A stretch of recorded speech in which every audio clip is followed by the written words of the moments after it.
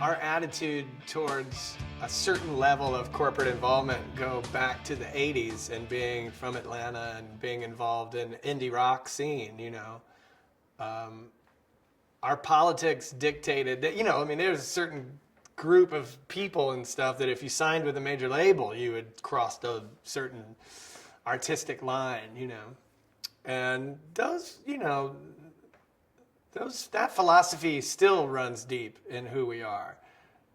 That's our belief in counterculture and us versus them. And, you know, again, that the first time you're doing things, you wake up, you know, we're playing with ZZ Top, who are already and getting into their, you know, almost third decade of what they were.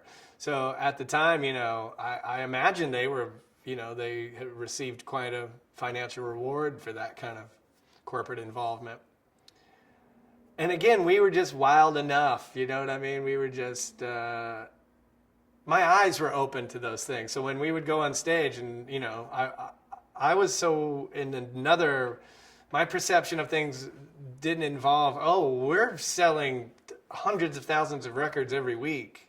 We're out selling ZZ Top at the merch stands, you know, by 10 t-shirts to 1. I don't see that. I don't know about that stuff. I'm not computing any music business stuff. Thank goodness.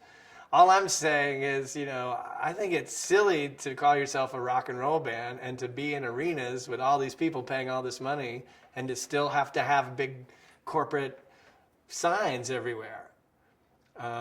Just to peddle some really not even a very good product we felt as fans of beer, you know, beer drinkers. So again, you know, there wasn't any counterculture underground information network. So the only way to get our message across would be to go, me as the front person, to go on stage and tell 16,000 people every night that, by the way, all this stuff you're seeing has nothing to do with what we're making here. And it just, you know, didn't go over very well.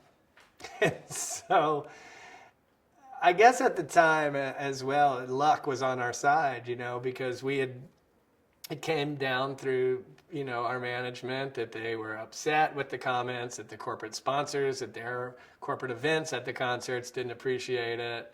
And that came down, then the band didn't like it and the band's management, although I have a feeling they probably didn't even really know what was happening, but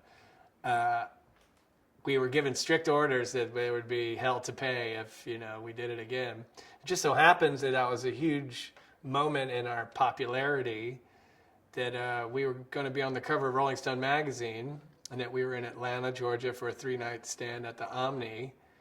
And so we manipulated the situation a little to our benefit, and that was the one night, was the night before where I didn't say anything.